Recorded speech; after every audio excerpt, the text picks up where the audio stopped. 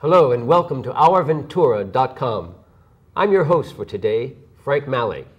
You know, since the introduction of No Child Left Behind, schools that traditionally would augment their core curriculum of reading and writing, arithmetic, by sending their students on field trips to see live Shakespeare or a production of Annie, well, they're finding that they have to scrap those programs and concentrating more on standardized tests and core curriculum. So how can you, as a parent, help your child to get a leg up?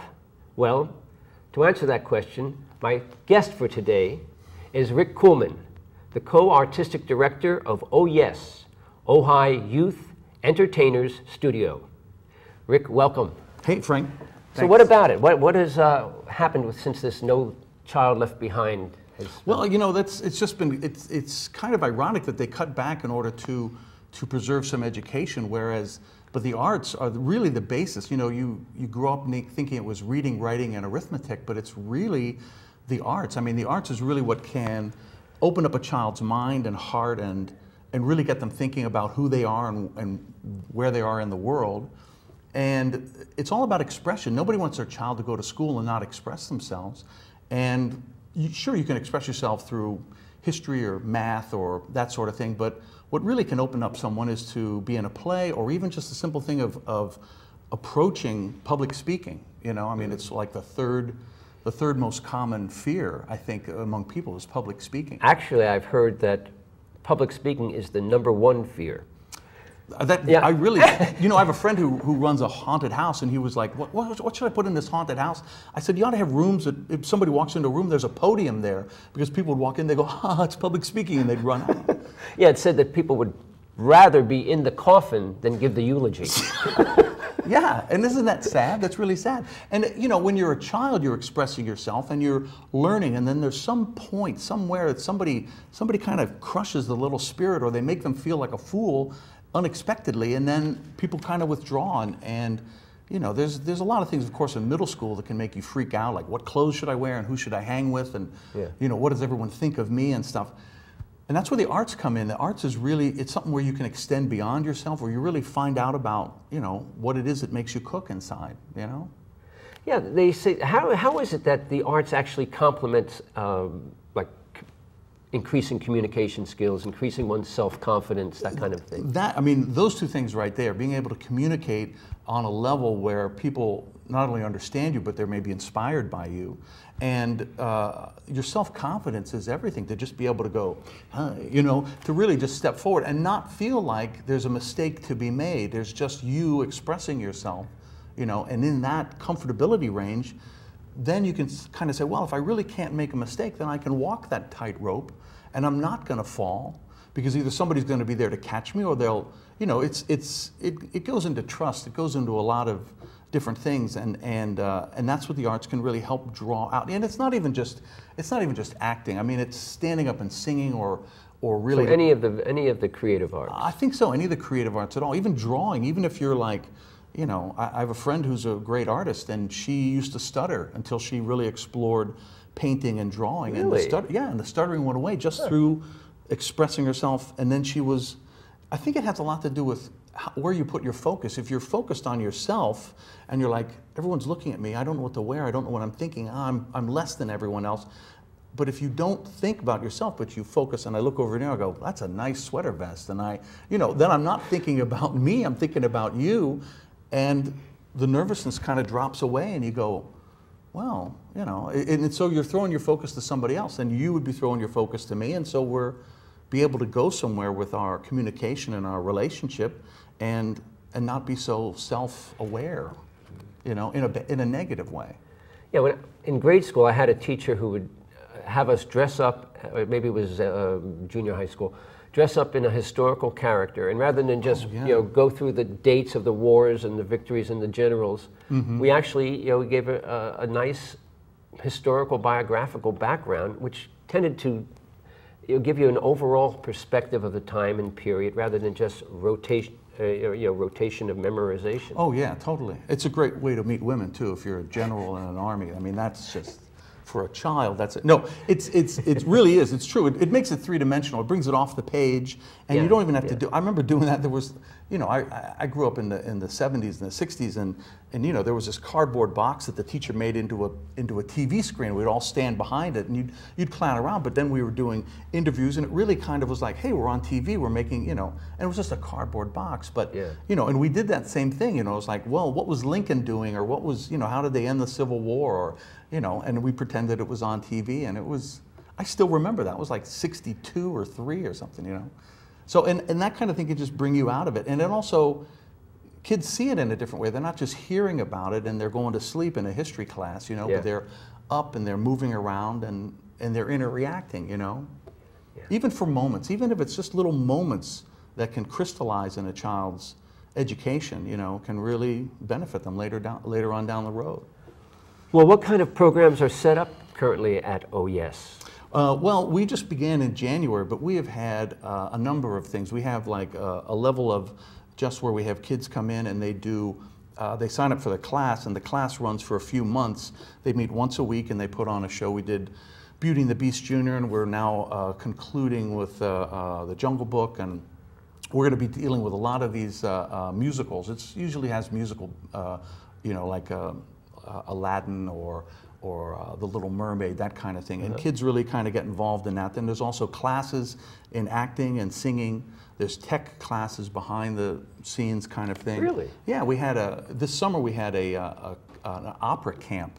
Kids came in and sang opera for the first time with these professional opera singers. How old are these kids? They were 57 years old. No, they were like little kids. They were like grade school and junior high, and you know, the nervous age, and they're doing opera, and it was really interesting, you know, that they kind of opened up to that. And what else did we do? Well, there was a few different summer camps, but so we're going to have programs that we, you know, orient towards children that have to do with all sorts of performing arts and Shakespeare, and doing straight plays without music, creating your own play, get together, get an ensemble of kids together in a class, let them play and get to know each other, talk about what's interesting to them. Then you say, what kind of story can we make out of that? And then they make a story out of it, and then you, at the end of the 2 weeks, you present that to whoever wants to come, you know, their friends, their siblings, their grandparents, their parents, and you know. And that's just step one, you know. We're not looking for the next Laurence Olivier. We're looking for just a really solid way to make our community communicate. So what was the impetus for starting? You say you just started this past January. Just in January, there was a theater that went under, and this facility was so great, and the board of directors wanted to still continue it, and so Krista Kim, she's an educator and she's a mother of 3, so that tells you everything right there. She's, you know, very accomplished.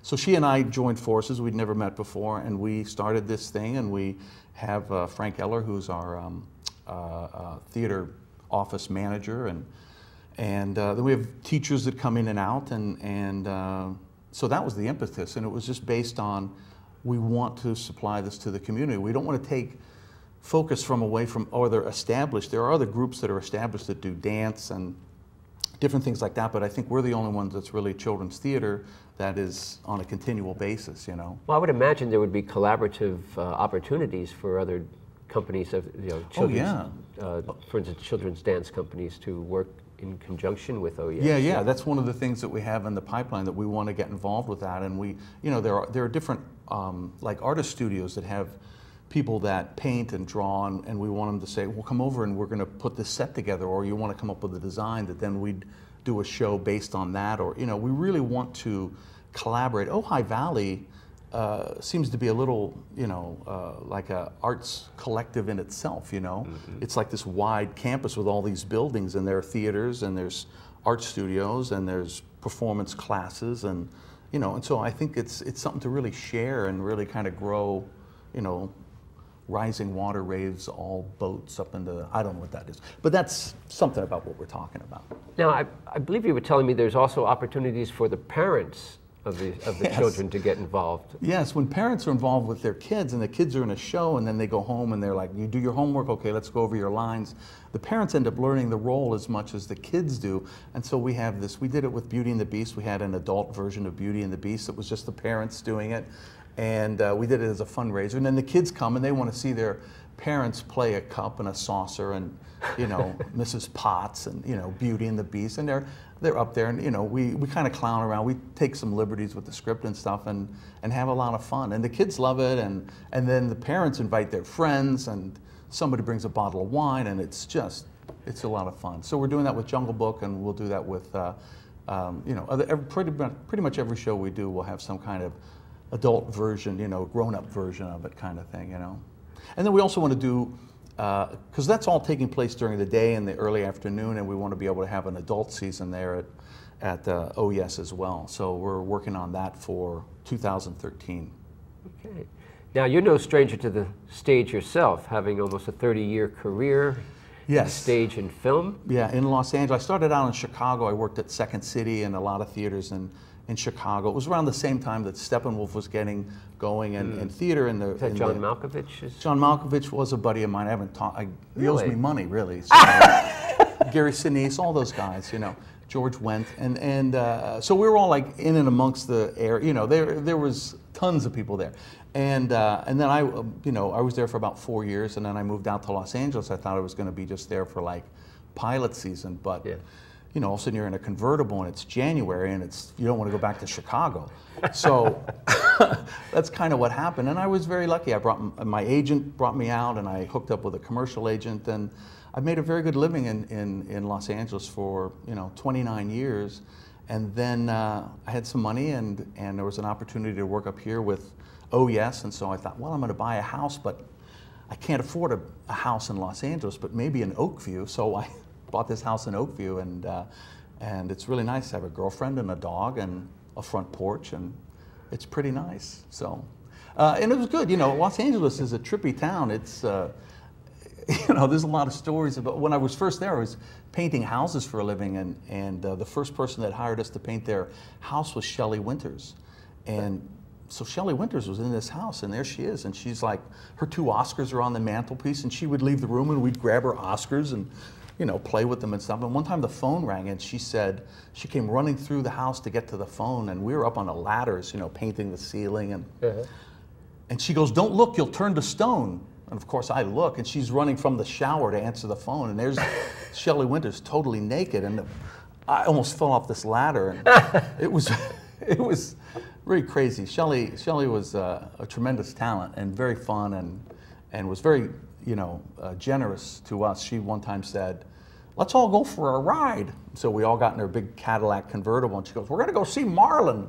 And so we drove up to Mulholland Drive and, you know, rang the bell where Brando and Jack Nicholson both lived, and nobody was home. She was, nobody's home. I was like, oh my God, we're this close to meeting Marlon Brando. We're going to turn around. So it was. Oh, she calls him Marley? Yes, yeah, definitely. And you know, and she was like, she said that she taught Marilyn Monroe how to smile with her mouth open. Marilyn Monroe always was like, and she was like, they were roommates, and she was like, "Marilyn, open your mouth when you smile." And she was like, so Shelley took credit for that. She was a trip. She was really funny. Wow. Yeah. Amazing, amazing. Yeah, it was really fun. So, OYES in Ojai is alive and well. Yes, definitely. We're about to finish up our first year. We're diving right into our second year. We've got like 9 or 10 months of stuff already planned, and we'll be jumping into 2014 pretty soon. And people should come out and check us out. Okay. Alrighty. Well, that pretty much wraps it up for the day. Thanks, Frank. So, parents out there, if your child is struggling with the 3 R's, get thee to the theater. OYES in particular, Ojai Youth Entertainers Studio. With me today was the co-artistic director of OYES, Rick Kuhlman. Thank you for joining.